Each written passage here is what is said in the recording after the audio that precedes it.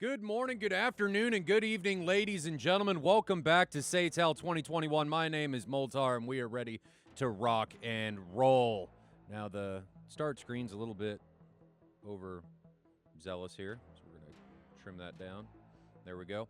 But we're ready to rock and roll. We're back. This is the start of match 3. So the third block is what we're getting going today. D3W against Dundee Flight. Now, for anybody that doesn't know about how this stuff works, SATAL this year was broken up into 6 to 7 different match blocks spanning 3 weeks apiece. So teams can fly their match at any point during that 3-week period. This allows teams flexibility, but it also makes teams not get so far ahead that they're flying against different opponents before they fly against others. So 3-week periods. We've gone through block 1, we've gone through block 2, and now we are in block 3. Now, we are a block behind. So the teams are actually flying in block 4, but we're a block behind. So this match took place, I think the beginning of November is when this one took place. So they're free to fly at any point during that block period, and this one just happened to take place at the end of that block period. So D3W taking on Dundee Flight, Silver League, and guess what? We are in Persian Gulf, baby. That's right, Persian Gulf. We don't see it very often. Usually we're only on the Caucasus, but today the team's elected to fly on the Persian Gulf. I'm psyched. Last time we saw the Persian Gulf, it was a great matchup. I don't remember who it was between, but every time we move away from the Caucasus, it is a great, great time. So we are on the Persian Gulf. It's going to be, where is this? It's Kish against Al Ain. So Kish against Al Ain. It's the same one we saw last time on the Saudi Arabian Peninsula, just east of Dubai. I'm ready. Karza says, daily, SATAL, my body cannot handle it. Well, you can handle it because you're back every day, baby. But let's jump into this. Enjoy Alpha Whiskey Supercut, Silver League, D3W against Dundee Flight. Here we go.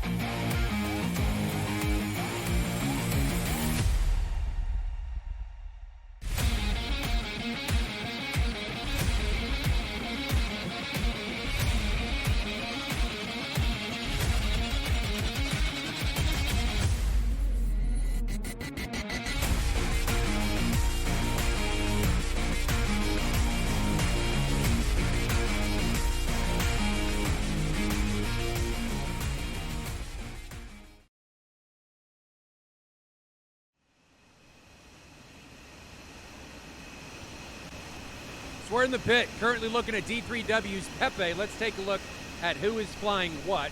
D3W, I think. Nope, that's Dundee Flight. Dundee Flight's going to be Starbuck, Spock, Loco, and Lawman, 118 and 316s. Now, Starbuck has been a little bit on the crazy side, jettisoning all their racks, which I guess they thought last match we saw them fly, they didn't need their racks, but jettisoned all their racks in the F-18, so I'm hoping they keep their weapons on their plane this time. D3W, on the other hand, is Flaming OnlyFans, Pepe, Edu, and Anaconda. So 118, 214s, and 216s, and 114s. So they're going to have the range advantage with that Tomcat. Getting the cameras all synced up. There we go.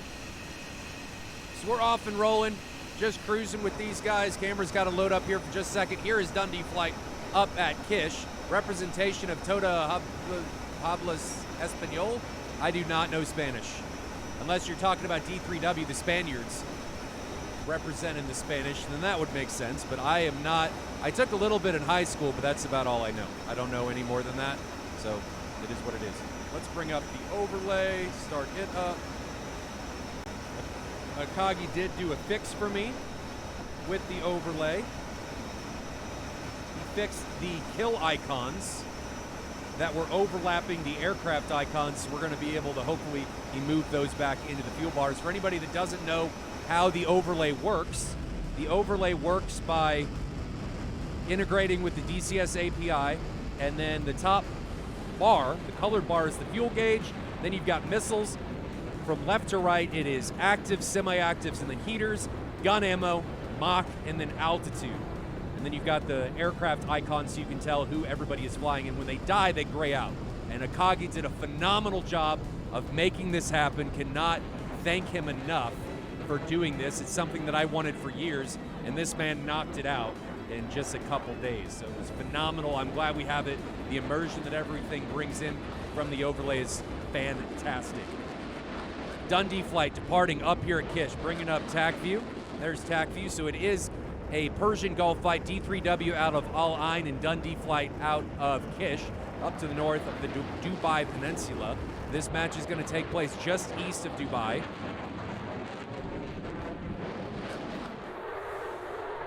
Pepe leading his D3W comrades out from Al Ain. I love the just look of Persian Gulf. Raptor Dad says, PG, nice changeup. Dude, it is a huge, nice changeup. I'm so glad when we see this, just because it's something different, and I think it runs better. I think it runs so much better. And next year, what we may end up doing is we may just end up doing everything random, where you gotta have, we may do Caucasus and Persian Gulf again, where it just randomly selects a mission, so we can get away from Caucasus. Like, it'll give you a map, and then you have to go through a mission banning process based on that map, is what we may be able to do.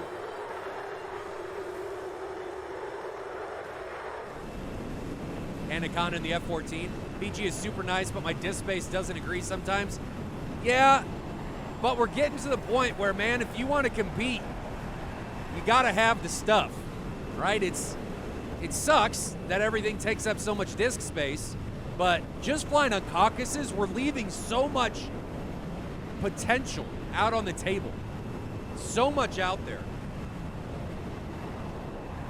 Or slot a certain map for a 3-week bracket. Taurus, that's actually not a bad idea.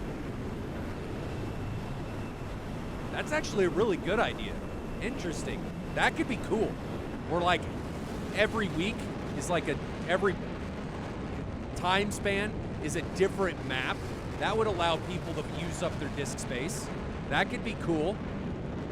And then we could, if we get Koth going, Koth could rotate to that map so that people don't have to have and worry about participating on that particular map. That's a, Taurus, that is a fantastic idea. That is a great idea, but we got to get Koth going. If anybody flies, if anybody is watching that participates in SATAL, how do you feel about that for next season?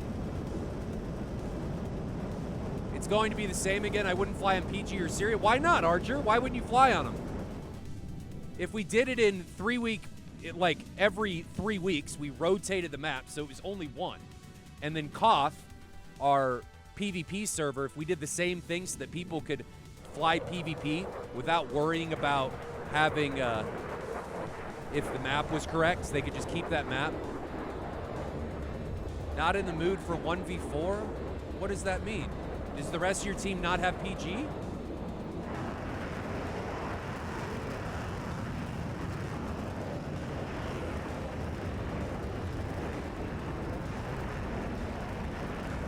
Well, but if we did it every 3 weeks, you guys could uninstall Caucasus and install PG. You get what I'm saying? You could switch out the maps to save disk space. And Koth would rotate with you so that people that don't have the disk space would still be able to participate. That was the idea. You guys with your internet speeds. You guys with your internet speeds.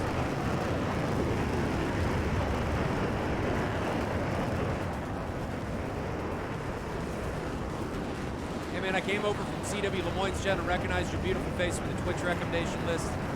I appreciate that, Metal. Thank you. I'm looking forward to Fight for Honor. Starts in a couple weeks here. So I'm really looking forward to that. That'll be great. But back to the match. D3W took off from Align down to the south. Dundee flight up to the north out of Kish, and they are coming together. Who's leading the guys? Spock is leading Dundee flight, and who's leading D3W? D3W is a little bit closer together, as we can see them on Pepe's camera. So they're in kind of this diamond formation, 14, 18, and 2 16s, whereas Dundee flight is 3 16s and 1 18. So D3W is definitely going to have the range advantage. We've seen the Tomcat play a pivotal role in taking down people in the first pass here in Silver League. Is this going to be any different? Just saw Starbuck jettison their tanks.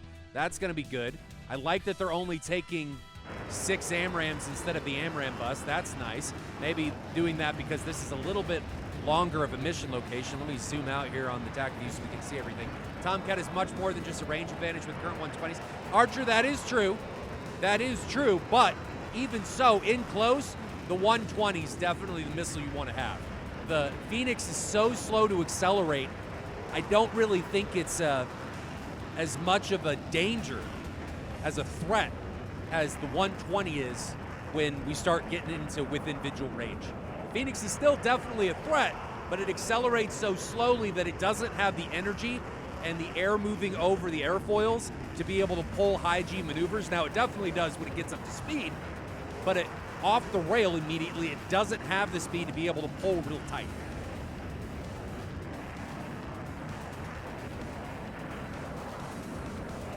.145C is a bit better on accelerate. What is the 145C?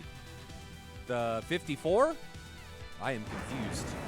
The AIM 54C, is that what you're talking about?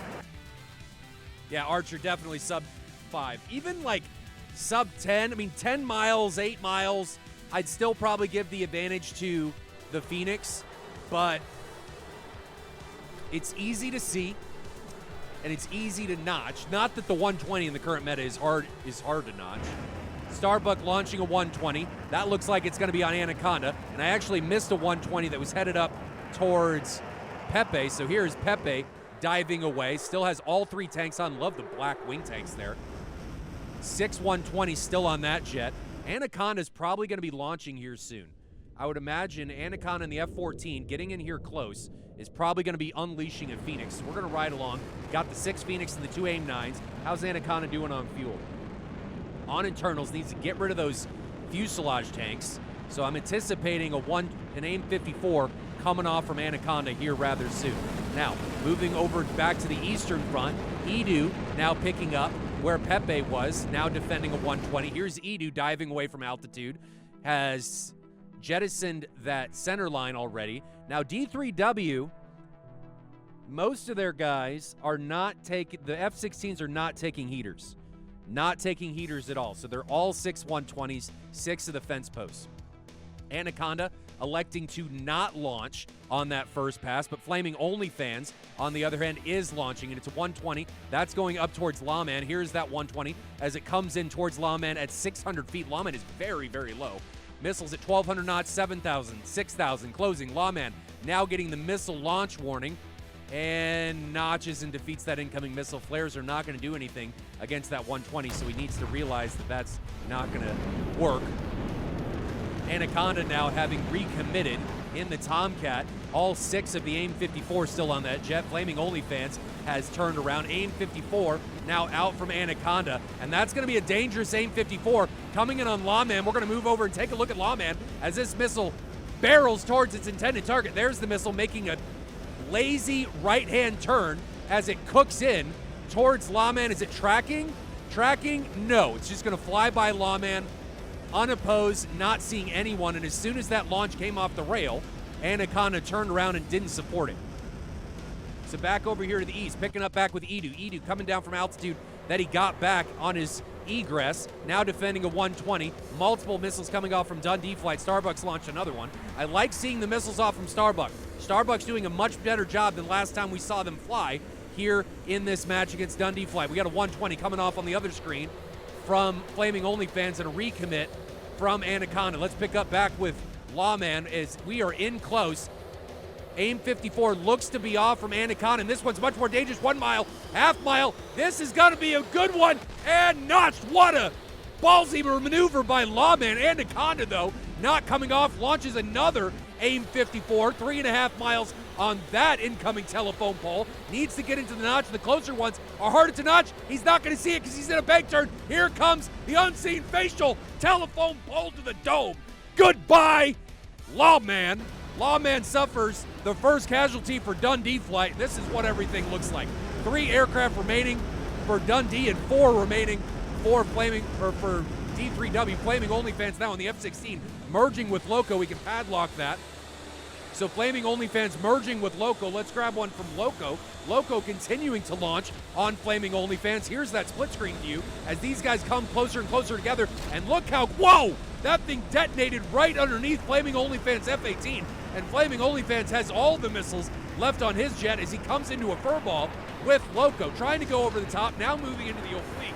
Loco has way more energy, giving Flaming OnlyFans the advantage on the 6 guns, and nothing connects from the 20 mil, but Flaming OnlyFans continues to be in the advantage, and Aim 9 doesn't have enough to come over the top. Oh, it's close, no!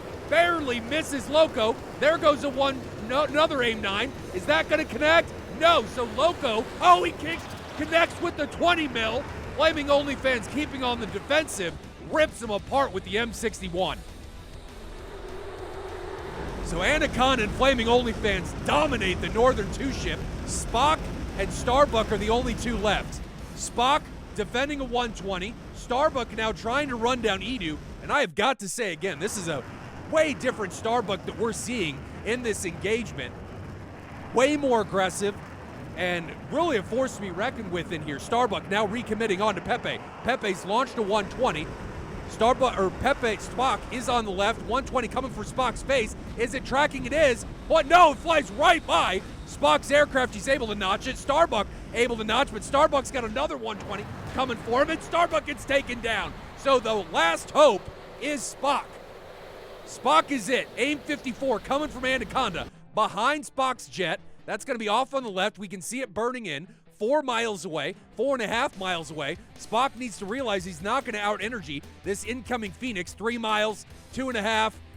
Ballistic Enema inbound, I think. The Sphincter Shrinker has arrived. Half mile, and bye-bye goes Spock. The unblemished, perfect round for D3W.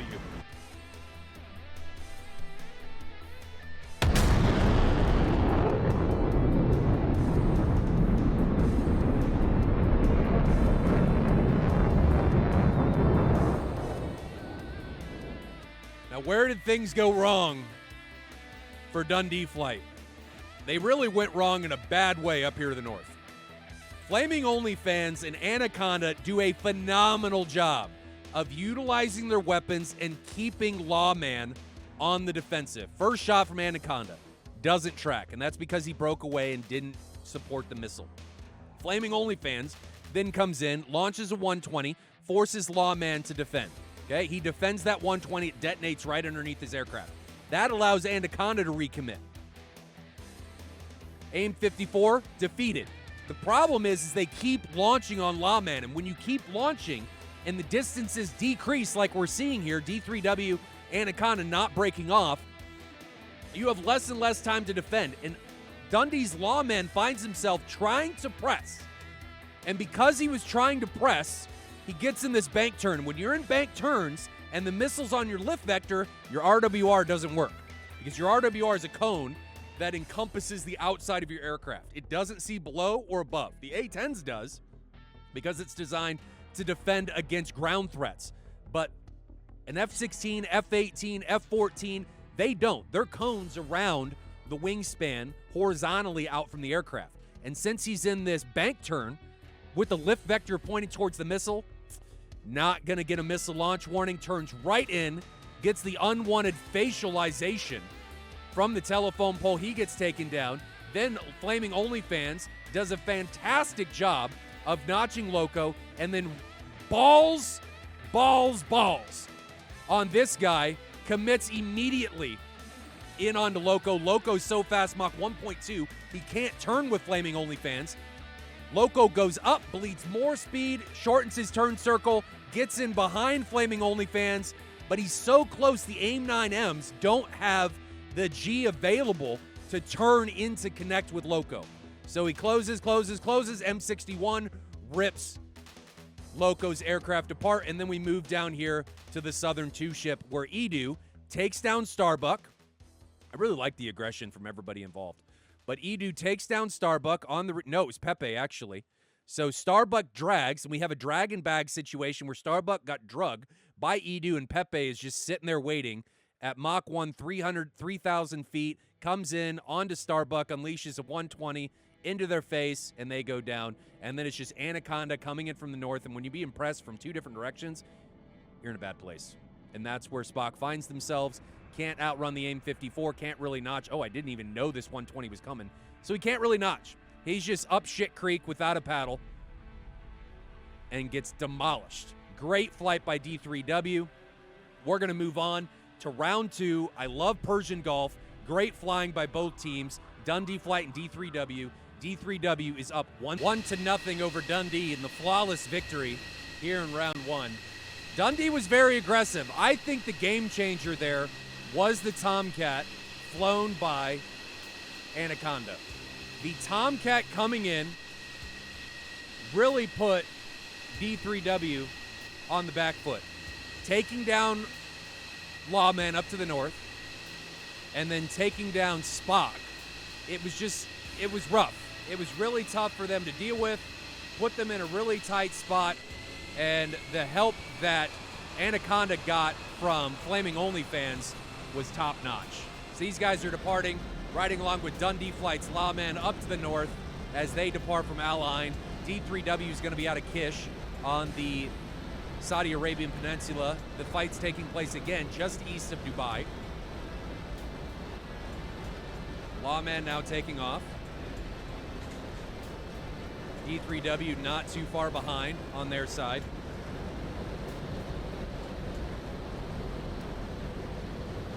How did you guys think round 1 went?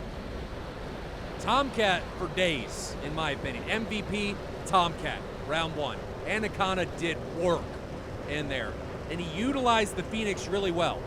He was launching and could see the Bandit. He saw him going defensive, saw that his missile was trashed, launched another one, launched another one, launched another one. It was great because when your Bandit or your enemy is constantly forced to defend, they can't press on you, and that's exactly what you want.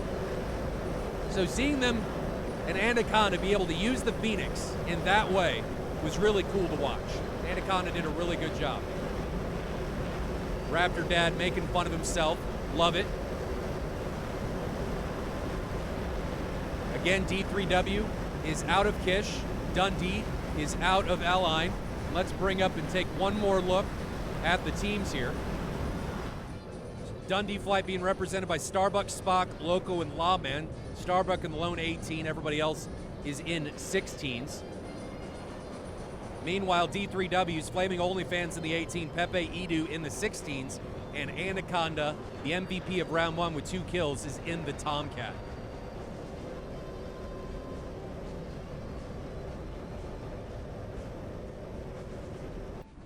Make sure everybody's awake.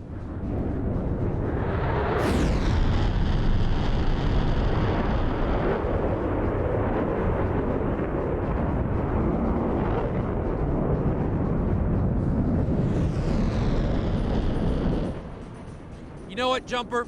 Get out of here with your facts. Okay, they both start with K. Okay? So, Kish, Kasab, whatever. Might as well be Nintendo. Boomer jokes. Boomer jokes. I swear I'm funny sometimes. Please don't close the stream. Okay, Kasab. Jumper is right. Does anybody know on TACView how to get rid of this bullseye thing? This, whatever this is.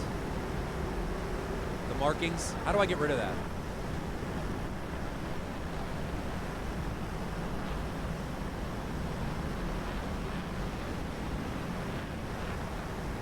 Anyone know? Always show bullseye. Where would that be? UI scaling, no. Always display bullseye.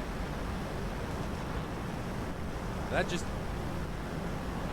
made it worse than I turned it off. Radiance.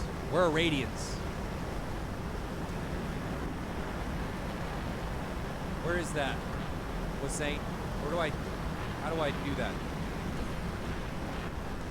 You can right click and remove objects. Remove objects. Are you sure you want to bullseye? No. I can't click on it. Do I remove bullseye? Is that what I get rid of?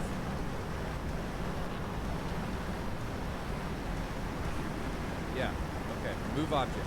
Haha, okay, nice. Thanks, Saint. And Raptor Dad, much appreciated. Nice, much cleaner. So these guys are ingressing. Distance between the two teams right now is sitting at 62 miles and falling. Person to watch, pilot to watch, Anaconda in the F-14, coming from D3W. Let's find him. Here he is, leading the way. So the F-14 is leading D3W into this fight. Drop tanks off from somebody trailing behind Anaconda. So we can see Edu and Pepe back there, flaming OnlyFans in the 18 on Anaconda's left and the 216s on his right. I'd like to see him faster up here at 26,000 feet. He is accelerating. 340 knots indicated. But I'd like to see him in blower. This isn't that far of a match. It is a good-looking livery, Omega. They're all good-looking liveries. All of them. They're all fantastic. The amount of effort. Speaking of liveries, we found out that SPQR had renamed their livery. So there wasn't anything wrong with the downloads. It was they had renamed their livery and didn't inform us, so nothing was broken. I apologize to SPQR for not showing their liveries on there, but I was a little taken aback to why nothing, like the textures weren't broken. It was still showing a livery, which to me said something was amiss. But we should be able to get that worked out for SPQR in the future, so be looking forward to seeing their liveries on stream. Just wanted to let everyone know what was going on.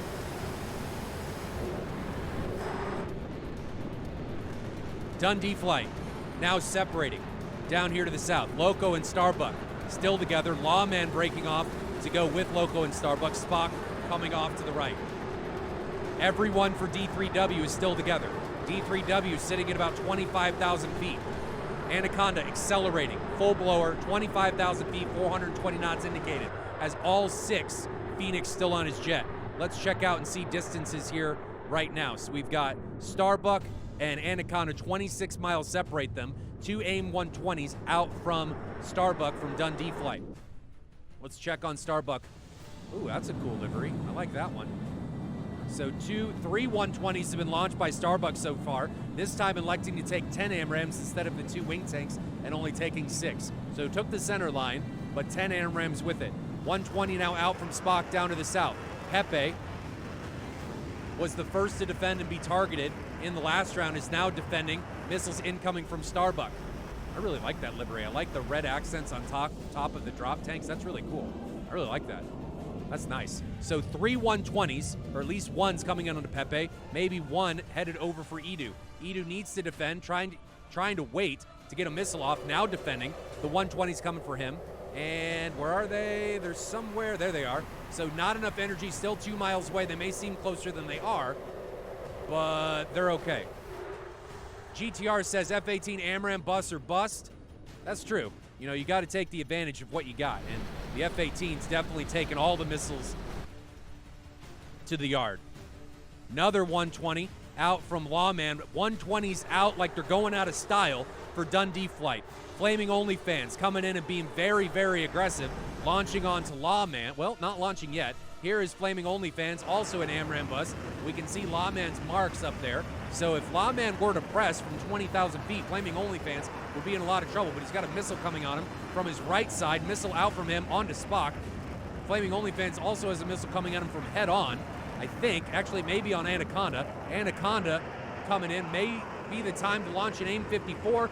Checking out on Anaconda. No. Getting the missile warning from Spock's 120, diving away, 550 knots, 7,000 feet, split S, going full defensive. Flaming OnlyFans recognizing missiles no longer on them, breaking back in, trying to be aggressive and press onto Spock. Meanwhile, up to the north, Loco exchanging missiles with Pepe and Edu. Lawman now coming in and picking up the slack. 120 out from Lawman. That's going to be on, looks like it's on Edu.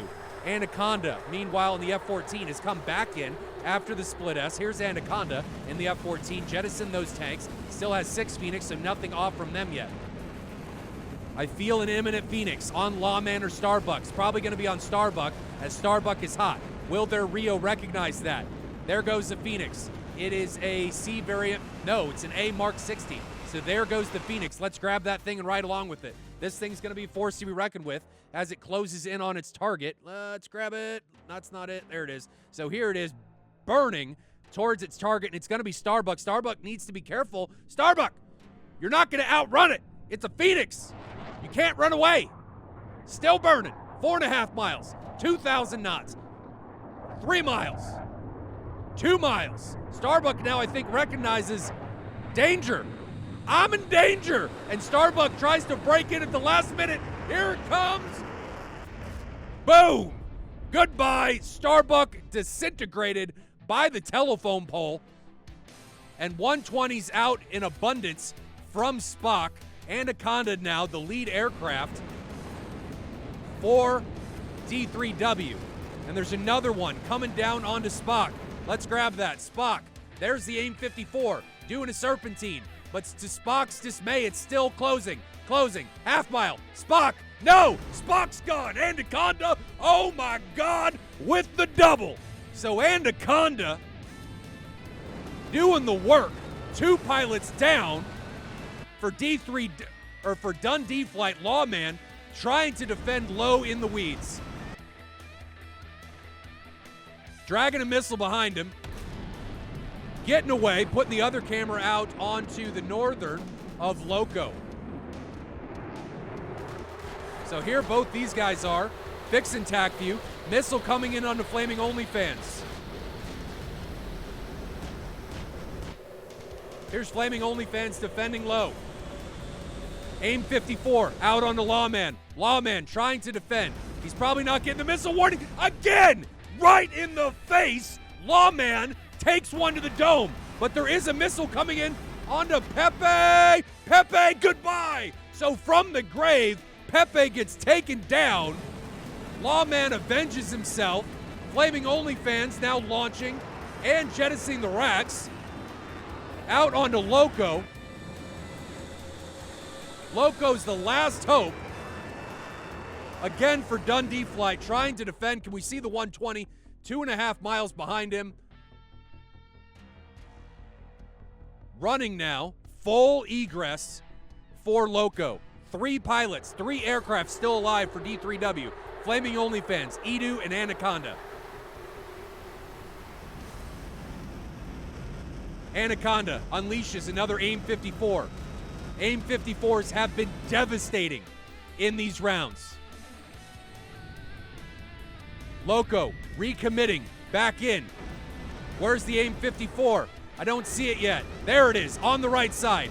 4.5 miles, still burning. Closing, 4 miles. 3.5, 3. Loco trying to out-energy it. It's not going to work against the Mark 60, son. Now he's on it on the lift vector, banking away. Loco, I think you're dead. Gassed and gone. There it is.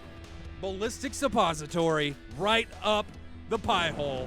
Loco gets taken down, and a close to flawless victory for D3W.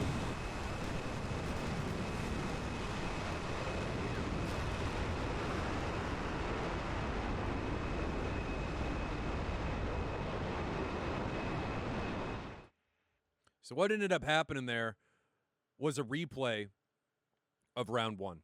I mean, just utter dominance. Complete and utter dominance by the F-14. Anaconda killed everyone in that round. Every kill was from a Phoenix. Every single one. So let's see how this went down. Anaconda right here launches onto Starbuck. Kill 1. Boop. And then we got another AIM 54 coming in on the spot. Kill 2. Turns in on a Lawman. Launches another one. Kill 3. Boop. And then on to Loco. Kill 4. So that was probably his last Phoenix, if I had to guess. But it doesn't matter, because the telephone pole of doom found its mark on Loco's face and brought him down. So Anaconda, 4 kills.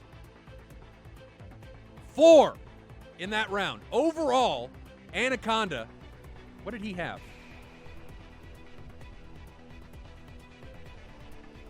6 kills for Anaconda. 6!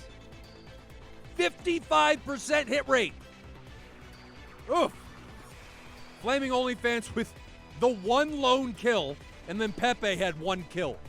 God, they're terrible. No, I'm just kidding. They're not terrible. Anaconda just had a game. Had a match. MVP, uncontested. Anaconda coming in here with the Phoenix. No idea who his wingman was. Tomcat says, broken as fuck with the current 120s. Oh, for sure. For sure. But Dundee Flight seemed to want to out-energy a Phoenix. And that's just not going to happen. It's not going to happen. Ever. Unless it's shot from far enough away. And it's been out of burn for a while. You've got to notch it. And you've got to recognize and look out of your cockpit and try and see the missile. And then notch accordingly. Trying to out-energy a Phoenix that's been off the burn stage for like 3 seconds, it's not going to work. Especially when you're low, flying that slow. I mean, you want to be low, but when you're not at Mach 1.2 or something, and you're like at 0.7, you're not going to out-energy. It's not going to happen. Trust the notch, baby. Trust it. But they kept trying to turn, and when they did try and recommit, they got a Phoenix to the face. The unwanted facial, you never want those. The big white rope comes in and plasters them. Why don't they just notch the Phoenix? Well, they probably were overwhelmed. I can't really say why or why not. I'm just making assumptions. And when you get into competitive play, your nerves and butterflies really kick in. It's very different than PvP in that regard. Not saying that it's better or worse. It's just there's things on the line. So your body reacts accordingly, and you forget things. You don't necessarily fly how you should. So it is what it is. But guys, that is going to be it. We only have 1 match today. And I'm going to get the schedule ready to go for tomorrow. So only 1 match for today. I will get the schedule for the rest of Block 3 done today. And we should have that, and we will announce. I'll tweet out when the schedule is done, and you guys can check it out. Thank you to my entire team for making this possible. Thank you to our sponsors, TacView, Eagle Dynamics, and Thrustmaster for being as awesome as you are and making all of this work. I really appreciate it. It's just been fantastic. If you guys haven't followed us on social media, make sure you do that. And that's all I got. So until next time, ladies and gentlemen, see you tomorrow, 1600 Zulu. Stay safe in those virtual skies, and I'll see you guys later. Have a good one.